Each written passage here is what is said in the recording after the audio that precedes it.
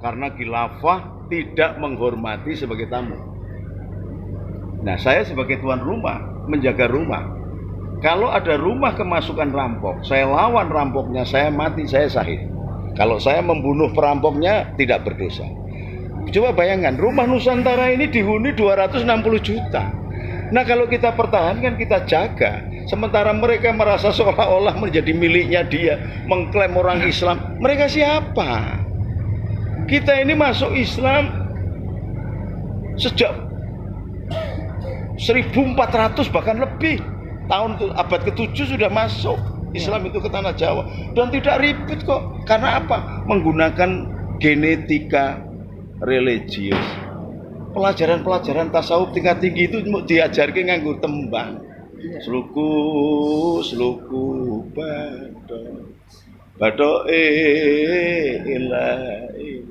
Coba bayangkan ini. Ini contoh real. Di Belanda, negara Kristen pecah menjadi Belgia dan Belanda karena yang satu Kristen, yang satu Katolik. Di Inggris dan Irlandia, satu Kristen, satu Katolik. India, Buddha, Hindu, perang-perangan nggak selesai sama Islam. Di Indonesia orang Kristen, orang Katolik berangkulan. Hindu, Buddha berangkulan. Islam, Kristen, Katolik berangkulan. Ini kan gara-gara kedatangan orang-orang Wahabi, Arab kapiran yang menjadi andek-andek orang asing itu. Lalu mau merombak tatanan yang ada di negeri Indonesia. Kita lawan ya, mau lawan lu mantuk toh. Ini gondrong gara-gara melihat saya gondrong. Yang rokok sama. Saya juga merokok.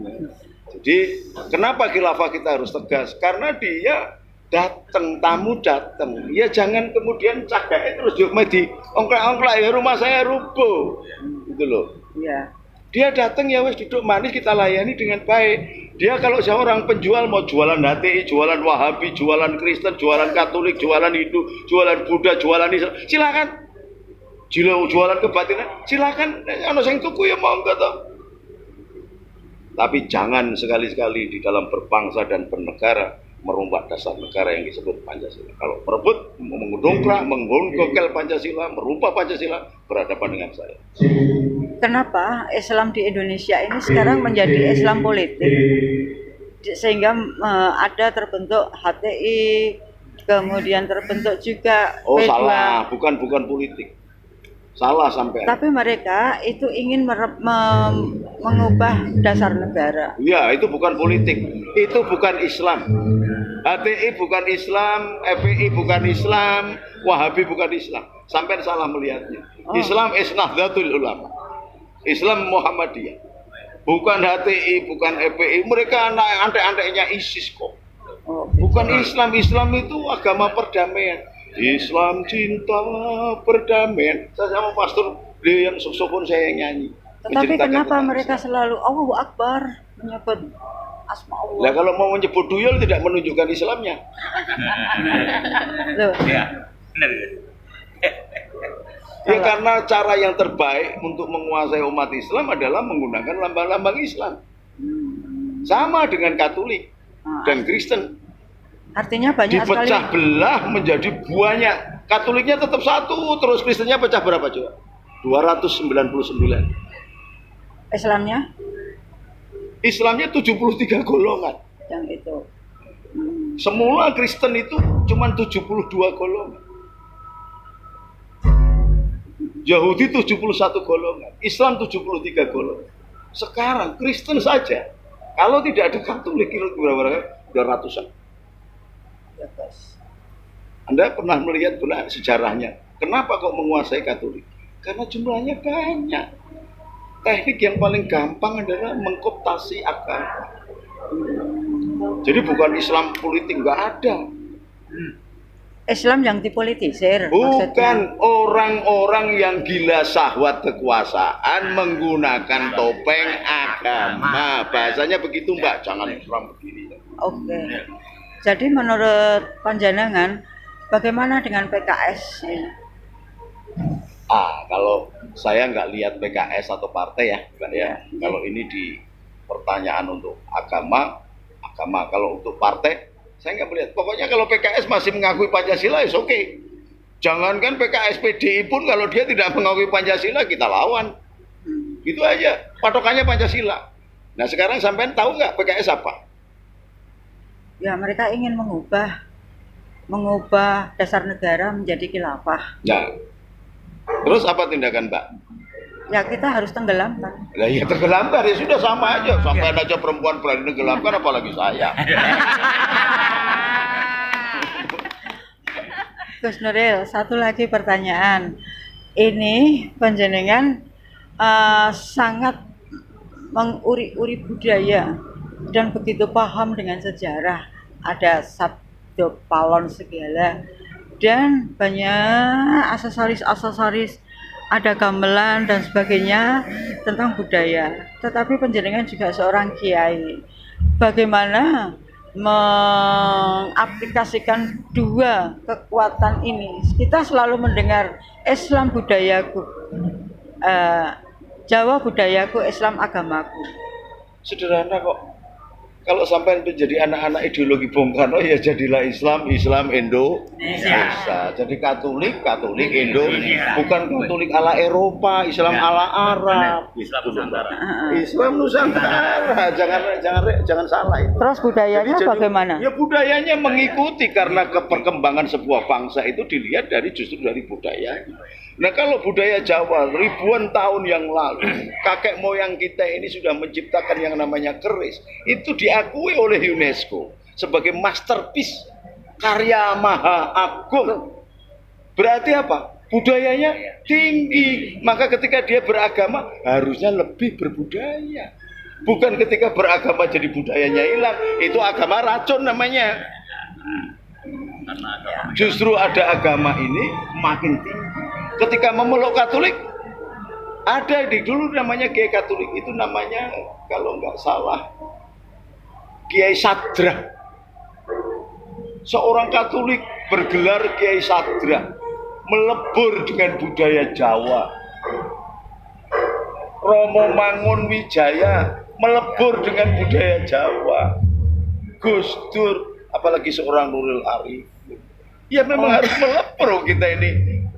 Begitu kehilangan budaya kita ini bukan apa-apa. Jati diri bangsa itu karena kita punya budaya. Dan budaya kita ini paling indah di seluruh dunia. Tidak ada yang namanya orkestra yang demikian komplit kecuali gamelan dan wayang. Ada ceritanya, ada dramanya, ada musiknya, ada sendratarinya, ada kecuali wayang. Maka seluruh dunia mengagumi wayang. Anak wong Jawa dhewe yo ora tahu menghormati budayanya, nek direbut Malaysia yo nesu. Lah kan lucu. Ya. Gitu loh. Gus Nuril, satu lagi, satu terus. Ini perkara tentang begitu banyaknya sekarang orang pakai jilbab, hijab dan cadar. Nah, kalau jagongan itu sekarang sudah tidak pakai gelungan lagi, tidak pakai beskap lagi. Bagaimana? Ya soal pakaian silakan saja. Mau kayak ninja, mau pakai ini. Tapi Indonesia itu punya kebudayaan baju nasional. Maka saya lebih seneng melihat Mbak Yu ini pakai kerudungnya begini. Ya. Bukan diubel-ubel kayak pentol korek. Loh, saya juga gini kan, Bos. Ini busana nasional. Yang namanya nutup aurat itu maknanya hanya ditutup, bukan diumpet. Apalagi terus pakai cadar. Kalau umroh memakai pakaian ihram itu harus dibuka wajahnya. Ya. Dan telapak tangan. Nah kalau sekarang ketemu orang wajahnya ditutup katanya aurat, apa Gusti Allah ini pas umroh terus ngaceng gitu dulu. Aturan syariat tidak genah gini. Iya. Karena kepengen dulu wajahnya wong Solo gitu. Iya. Ayu. Ya seayu-ayune wong dia yang nyipta sendiri mau bikin bidadari apa bidadara atau bidah komplit aja bisa. Itu loh. Jadi ini salah kaprah. Itu budaya Arab. Beragama Islam dari Arab iya, tapi budayanya jangan dibawa-bawa ke sini.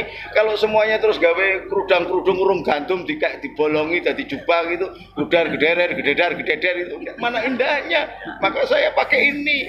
Ini yang dipakai oleh keturunan Sunan Giri, namanya Pangeran Singosari karena dipakai oleh kerajaan Singosari. Romonya pakai pakaian sama. Bukan Bali. Bali itu dari keturunan Majapahit. Majapahit dari Singosari, Singosari dari Tunggul Tumapel, Tunggul Ametung, Tunggul Ametung dari Dharma Wangsa, dari Prabu Erlangga. Kita harus menarik sejarahnya di situ, bukan berhenti pada Majapahit. Wah, tapi mereka kan berasal dari maling, pembunuh Ken Arok, Tunggul Ametung dibunuh oleh Ken Arok, dan sekarang Ken Arok juga yang menurunkan seluruh raja-raja di Sampai Jawa. belajar sejarah jangan di YouTube-kan. Karena nanti yang kalau sampean siarkan berbahaya. Oh, Karena itu nggak bisa sepotong-sepotong begitu. Di dalam kerajaan, kan itu ada perpindahan kekuasaan itu biasa. Sampean ingat di Demak itu setelah Tunggul Ametung juga di kerajaan Demak yang sampean sekarang jadi raja-rajanya di Solo itu bunuh-bunuhan juga. Jangan sampean lihat bunuh-bunuhan. Nah kalau perang mempertahankan ya mesti bunuh-bunuhan. Perang salib juga bunuh-bunuhan, dan banyak perang-perang yang lain bunuh-bunuhan. Kristen Katolik aja 3,5 juta orang Katolik dibunuh di Jerman oleh orang Kristen. Jangan melihat sepotongnya itu kejadian sejarah. Di Demak itu ponakan membunuh pamannya yang namanya Sunan Prawoto itu membunuh Adipati Sabrang Lor, bukan Kalinyamat. Kalinyamat itu adiknya Pangeran Prawoto, Iya. Sunan Prawoto. ya. Oke.